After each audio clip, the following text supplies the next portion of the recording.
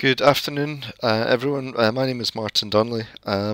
This is the last of my presentations for this event, and it's a focus on data management planning, helping researchers to develop their plans. Quite a quick run through an overview of data management planning as a sort of unifying activity in research data management.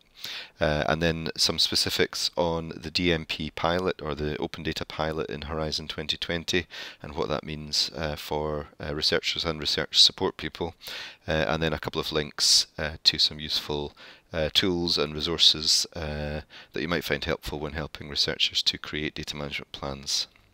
So, data management plans and planning.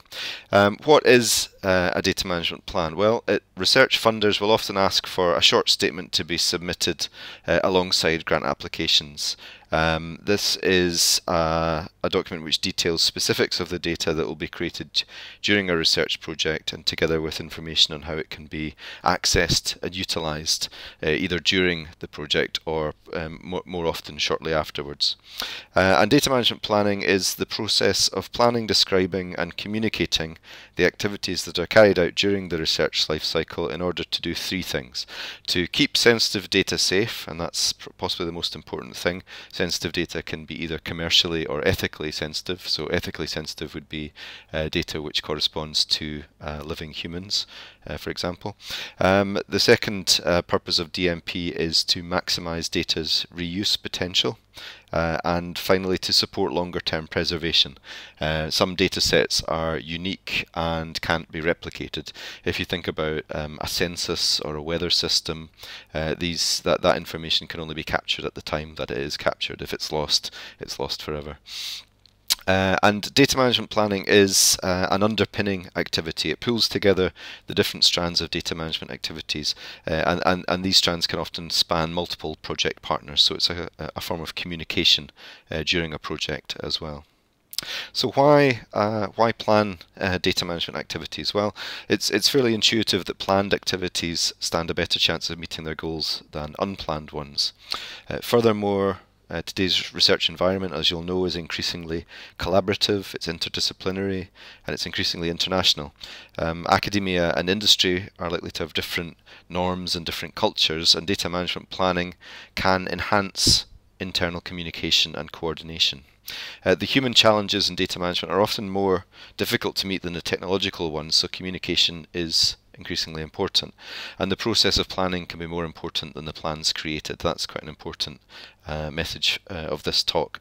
I think it was Eisenhower who said that his time in the army taught him that plans were useless but planning was everything. So it's the process of talking things through and communicating them, identifying tacit assumptions which aren't shared across different cultures and norms is a useful outcome of data management planning.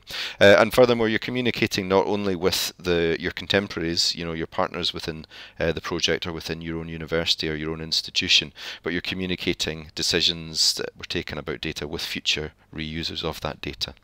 Remember, of course, as Korzybski said, the map is not the land.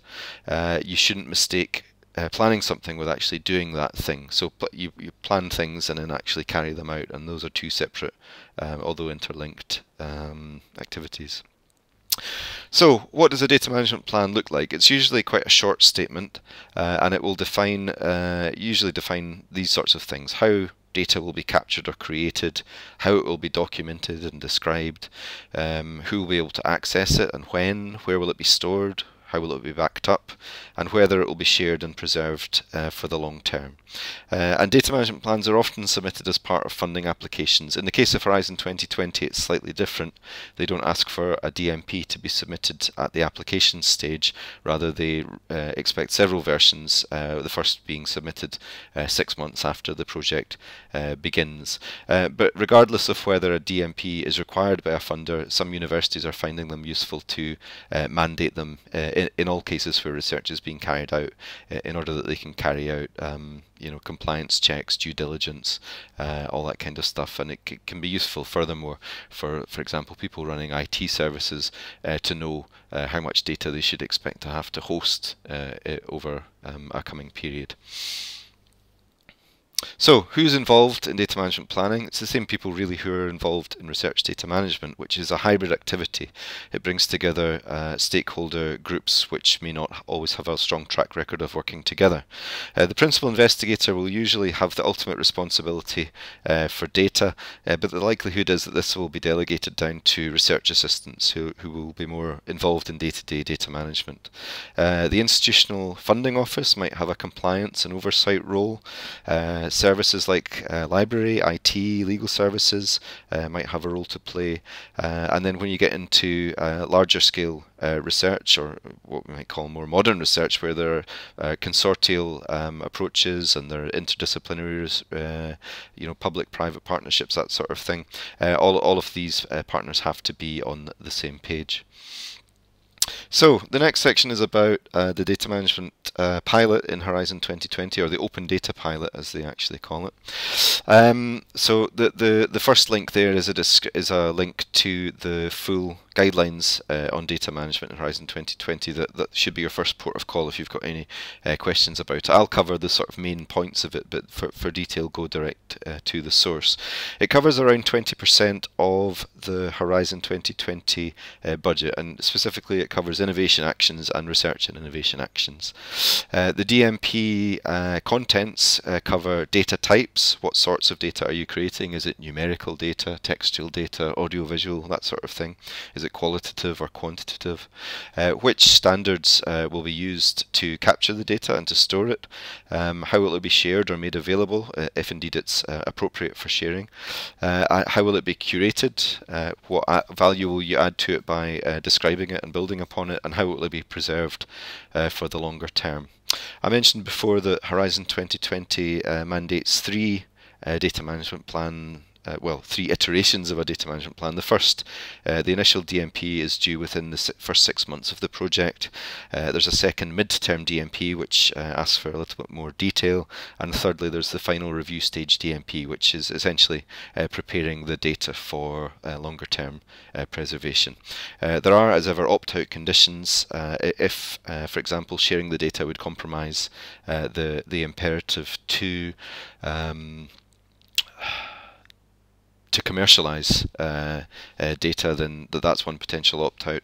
If it would jeopardize security, that's another. But if you're concerned about data management sharing and data management planning and data management sharing in Horizon 2020, then have a look at the guidelines on data management for more detail. So the first version of a DMP in Horizon 2020 asks that for each dataset the following are specified. You need to give the dataset a reference and a name. That reference would be something like a persistent identifier, a way of referring to a dataset that is immutable, that doesn't change over time. A description of the dataset, that would be a textual description, an outline of the standards and metadata, the data sharing intentions, and the archiving and preservation strategy, which also includes in-project storage and backup. So you're talking really at this stage about the short term, how will the data be managed during the life of the project, but also with a view to preparing it for longer term preservation after the project. DMP's versions 2 and 3 are much the same, but obviously there will be more detail as the project matures, and this is based on the content in the guidelines. Basically, it's based on 5 principles which say that scientific research data should be easily discoverable, accessible, accessible and intelligible, usable beyond the original purpose for which it was collected, and interoperable to specific quality standards. So those are the principles that the EC expects data creators and data collectors to adhere to as they go about their work. So those are things to bear in mind when you're doing it. So the way in which that would be assessed is, are they discoverable? Well, they need to be described and they need to be located somewhere where they can be found to be discoverable. So that gives you a pointer for that. Are they accessible? Do you need special software to run them? And indeed, are they available for for sharing and download? Can they be understood? Are they well described? Are they well structured? Are they usable beyond the original purpose for which they were collected? That requires some description, some documentation, and specific quality standards. An American librarian once said to me that standards are like toothbrushes. Everyone agrees that they're a good idea, but nobody wants to use anyone else's.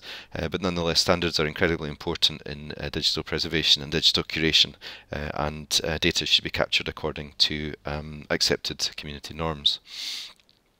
For support and resources, I've given a list of some resources that the DCC has produced. We've produced how-to guides, and the most pertinent probably would be how to develop a data management and sharing plan. We've developed several iterations of a checklist for a data management plan, and all of the DCC's resources are linked to via our website. They're all also Creative Commons, so they can be taken and tweaked and rebadged and all sorts of things. All you need to do is provide the appropriate citation. There's also some really good non-DCC guidance from, for example, the UK Data Archive, the Natural Environment Research Council in the UK, and other universities. Oxford, Edinburgh, Stanford all have very good data management planning content. I'm now going to talk about the DMP online tool, but I should mention also the DMP tool, which is the US equivalent of DMP Online. DMP Online is a free online tool which helps researchers and indeed research support staff to write, to create and maintain data management plans. It provides verbatim funder guidance and questions, and we have now got a template data management plan for Horizon 2020 in the system. It has the facility for boilerplate text, which I'll warn about in a moment, but it's free to use. The software is mature. It's been around for about 5 years, and it's open source on the GitHub repository platform. Institutions can customize DMP Online by adding templates, adding their own custom guidance, providing sample boilerplate answers. You can monitor use within your organization if you want to do, load planning, that sort of thing. And there's a possibility for non-English language versions. A Spanish language version was recently launched, and I've been working with a couple of Welsh universities who have an ambition to have a Welsh language version of DMP online. There's more information, including a sort of screencast walkthrough linked to from here. You can pursue that if you're so interested. And the last slide here is about how to help researchers with data management plans as something which they're increasingly expected or required to produce. First of all, examples. The question which I've been asked most often in the 5 or 6 years that I've been interested in data management planning is where can I see examples of good, successful data management plans that I can quote-unquote benchmark. There are lots of data management plans available on the web, and the DCC has links to a number of them on its website, but these come with a word of caution. Be wary of leaning too heavily on other projects' data management plans. There's no one-size-fits-all solution, there's no magic bullet, and indeed, as I said, much of the benefit of data management planning lies in the process of planning, above and beyond the plans which are produced at the end of the process. If you lean too heavily on benchmarking with successful plans from other projects and disciplines, it's not a good substitute for thinking things through yourself and communicating them well.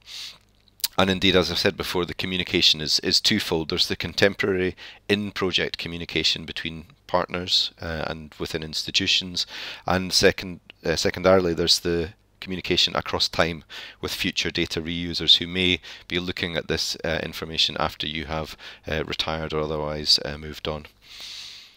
So thank you very much. I'm sorry that I'm not able to be in Cork today to actually deliver these presentations in person, but if you have any questions, please feel free to email me at martin.donnelly@ed.ac.uk.